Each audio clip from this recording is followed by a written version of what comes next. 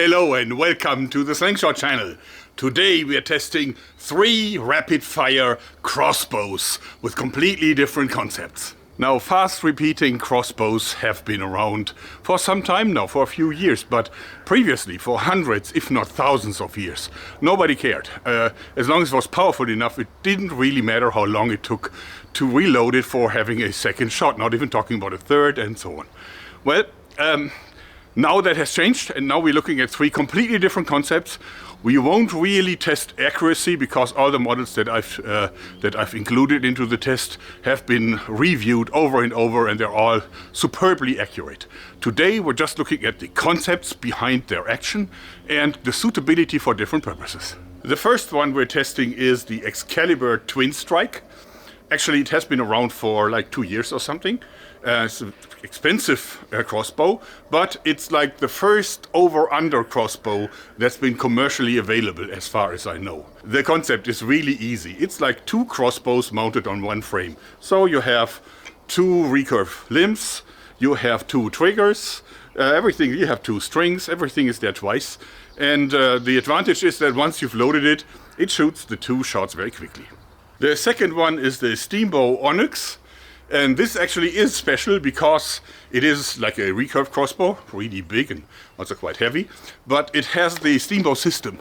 This means you have these air cylinders here, and you have this magic button here in red, and this means that you can cock the whole thing by compressed air.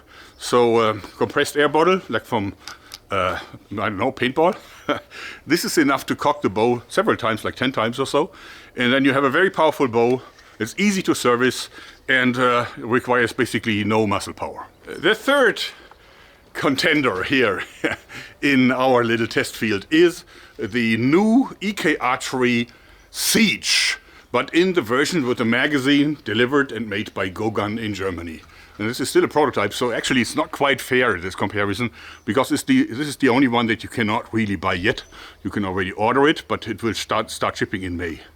The crossbow itself in a one-shot version is already available, but the magazine, as you see, is still in a late prototype stage, so therefore it's not quite finished. But it's already functional and ready for the tests. And this one is a repeating crossbow, so it has a magazine for 7 bolts, and it has a cocking lever that you can use to cock this thing in a very comfortable way with a long lever effect, so it's easy yet quite powerful. Okay, we start with the Twin Strike. Now, the Twin Strike is a very powerful crossbow. I think the draw resistance is like 385 pounds or something. So hard that you can only cock it by using the included winch. Without the winch, you can forget it. I tested it with like a cocking rope aid, but it's not possible. Even for me, I'm seriously powerful, but I can't cock it just with a rope. It can be cocked only with the winch.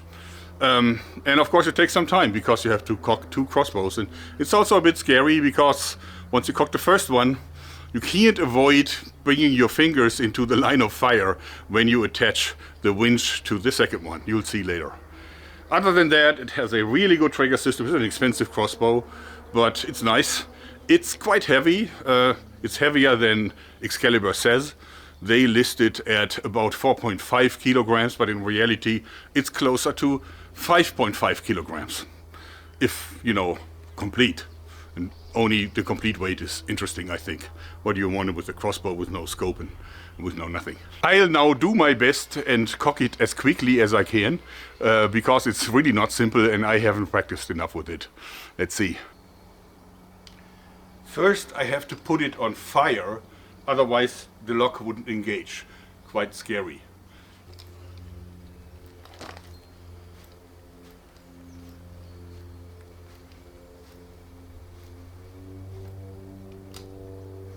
Then you hear a faint click, and this means that the lock has engaged. And now you can press on this here to disengage the winch.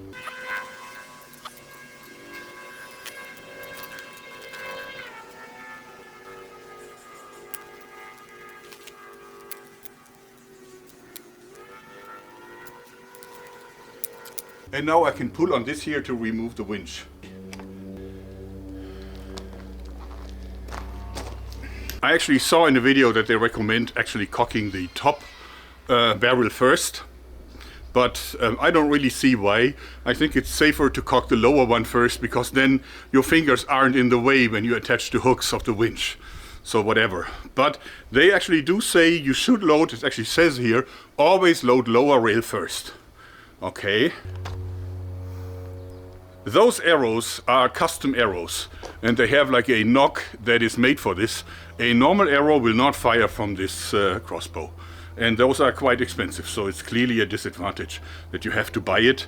But it is their anti-dry fire mechanism. So it's built into the bolt. Okay. Okay. Okay, then let's fire it. It's close distance. As I said, long distance shooting won't be done today. There's other videos that show it in over long distances. It is very accurate. Whoa! Whoa!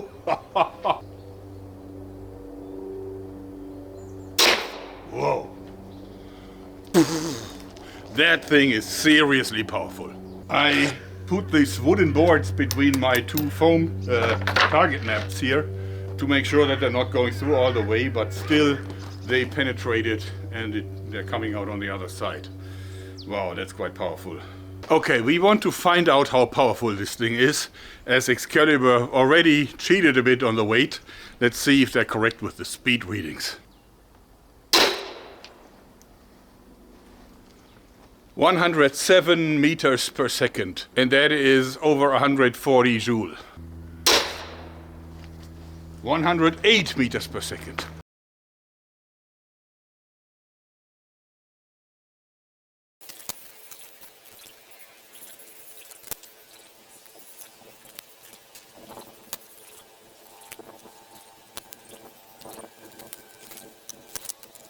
I know. You want to see if you can fire both arrows at the same time.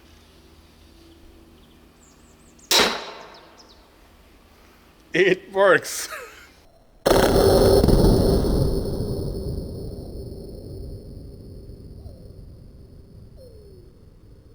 Well, I hit this thing right between these two boards so that they did not decelerate the arrows enough, and therefore they are now poking out of the backside.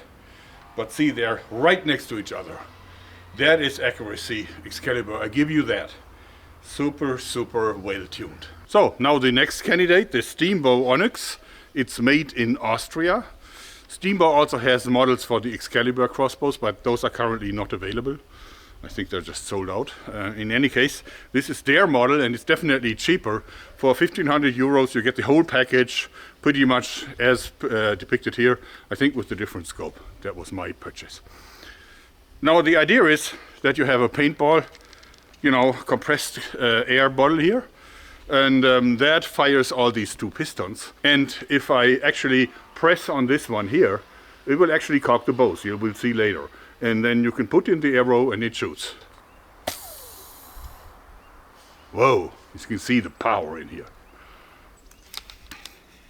And now you can take an arrow, and then this advantage is you can take any arrow. So this is just a normal carbon fiber crossbow bolt, cheap, that you can get for about 3 euros. And indeed, I could have put this in before I cocked the crossbow, so it's actually safer. I forgot to do that, which is more dangerous, but anyway, there's an auto safety. Okay, then let's shoot.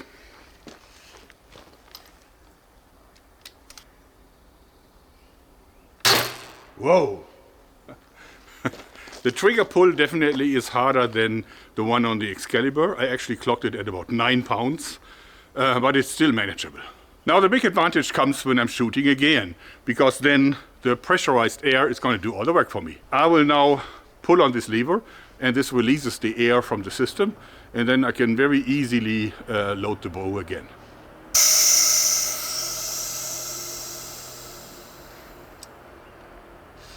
And as you see, I could now very easily service the string because it's loose.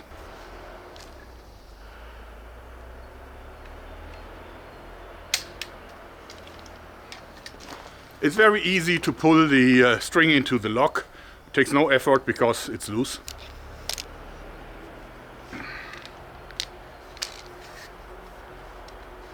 And now the magic begins anew. Whoa.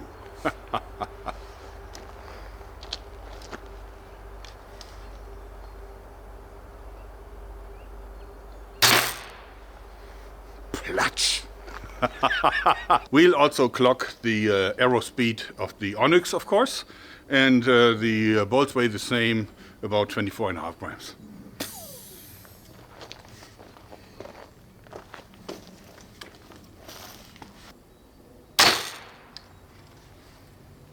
"89 meters per second. That is 97.7 joule.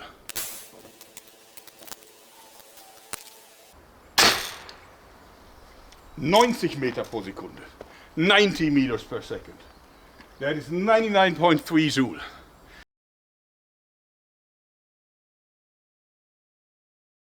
The last contender is actually the new EK Archery Siege with the magazine made and designed by Gogun. It's actually like a hybrid between a high performance crossbow, of course it has compound bowlines, and a tactical one. It is adjustable in terms of power. Here I'm not quite shooting at full power yet because it's like in the tactical mode, but I can change this at any time just with the help of an Allen key. It has 7 shots in the magazine, and you see they're in here. So they're stacked on the top of each other. And the scope is the scope that comes with the Siege, but you can also mount a far bigger one and still you'll be able to load the crossbow, because you see you have this thumb screw here, and when you loosen it a bit, you can swing the whole thing apart to the side. Then you can access this and use one of the speed loaders, and it automatically snaps back in place, completely reproducible, and then it's rock solid. Another very cool feature is actually the adjustable scope canting. This means that you have a second little thumb screw here, this one here, the one on top, and if you loosen this, then you can use this wheel to actually move the scope on the rear end up and down. And this means that you can sight this crossbow in for long distance shooting. It's very comfortable because the range of a scope is very limited, and therefore it's really good that you can adjust this canting here with this built-in screw. Very nice. Once you found your correct setting, you can simply tighten the thumb screw again and you're all set. The bipod is actually not the standard bipod. This is actually one that I attached, just built a little adapter because I don't like the original one. This one is far better. You see. The weapon is quite heavy with all the bolts in and so on. It weighs about 5.10 kilograms, so just over 5 kilograms. But it's easy to handle, and it's actually the lightest in the test field today. But shooting it is super easy. You simply swing out the lever like so, and then you cock this like so, and then you have an auto safety that you can remove if you want. But then you can shoot. Bang. And if you want to shoot again, super easy, just do it again, like so. A lot of people want to know what kind of arrows is it shooting. Well, it's shooting like 8-inch arrows instead of 7.5-inch, but the difference is only in the tip. So the bolts are the same, and you can keep using adder bolts if you have them. Simply you need a little bit extra length because the power stroke of the Siege is a little longer. This means that the string is a little bit more far towards the muzzle side. And this means that the arrow probably sometimes just doesn't ride on the string anymore, but it's like behind the string. And if you then try to cock the weapon, you actually splice the string right in the middle. And therefore you need a little bit extra length, and also the additional weight is good for it, since this is now 15 grams and this is only about 13 grams. Okay, before we do the speed test, I'm revving up the power to max, just because otherwise it doesn't make sense.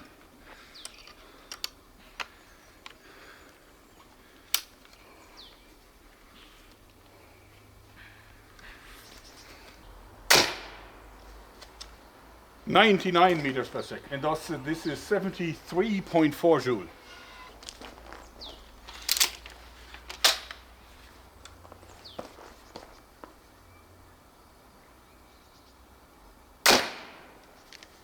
And again, 99 meters per second.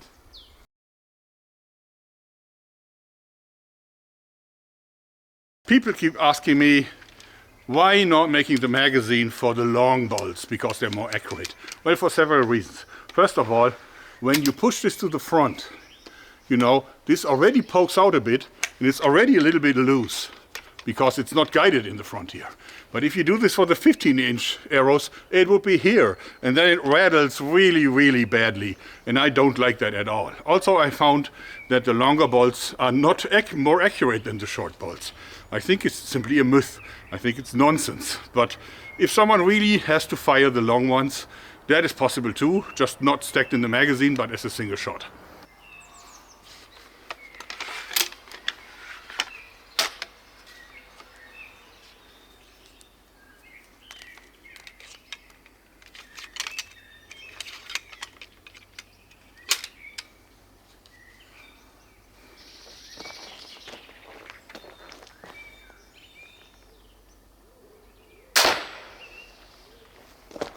Okay, the verdict. Actually, we don't have a clear winner.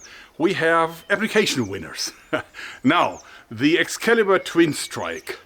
Really expensive, most expensive crossbow in the test field. It's the most powerful crossbow in the test field, that I also have to say.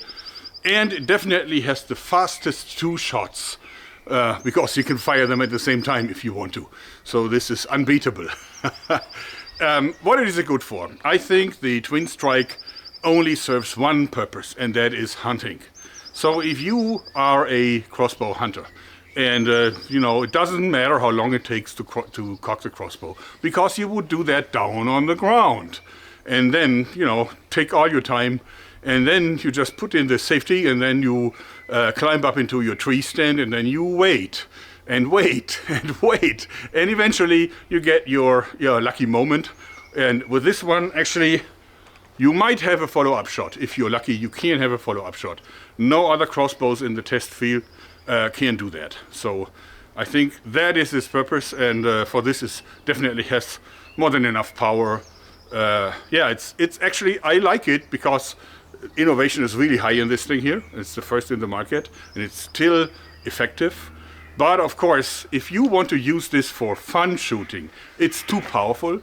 I mean, it destroys all your targets and it eats arrows quickly, and those are expensive. So for fun shooting, except if you really want to go long distance, I think it's too much power and it's too complicated to load. For tactical purposes, well, you only have 2 shots. So what kind of tactical purpose do you want to fulfill if you just have 2 shots? I think that for tactical purposes you need more than 2 shots, and therefore I think it has very limited application for tactical purposes.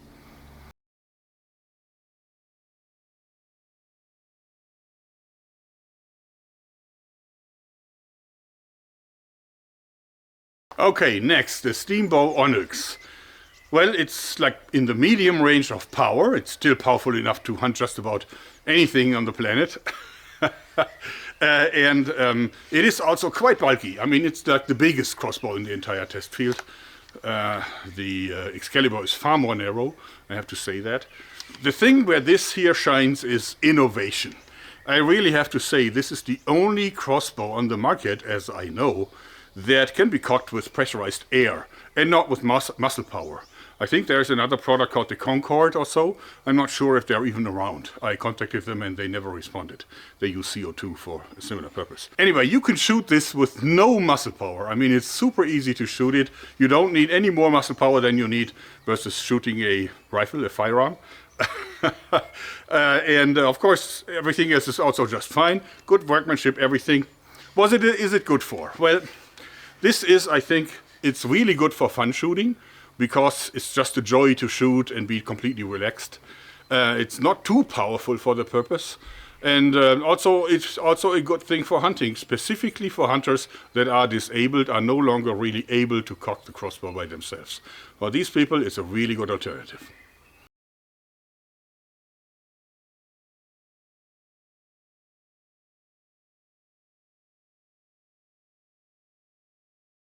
So the Siege mag in the magazine version as supplied by GoGun. Well, it's the only truly repeating crossbow in the test field. The only one where you don't have to put in the arrows one by one manually, but you have 7 of them in a magazine. It also is muscle powered, but you have this long lever effect, so it doesn't really take a lot of muscle power to cock it. It is very fast repeating, but of course you can't do 2 shots as fast as in the Excalibur. And in terms of power, you can adjust it from a serious hunting crossbow with enough power to take on everything but just not the largest game on the planet. Or you can also do practice mode where it's actually easy on the bolts and easy on the target and easy on the muscles. It has plenty of very innovative features, and therefore I think it is the sexiest one on the market. What's the purpose? Well, I think it is really good for fun shooting. It is also not bad for hunting, but even though, of course, it falls behind of the other 2 products in the test field. For tactical purposes, I think it's the best one. It's the only crossbow on the market that has serious power, serious reach, and also is still very high rate of fire. It is also the cheapest crossbow in the test field. It may appear more expensive than like the Adder, because this one with the magazine is 650 euros. That's quite a high price. But on the other hand, it's way cheaper than the Steamboat at 1,500 euros. And also it's a lot cheaper than the Excalibur, which is seriously expensive.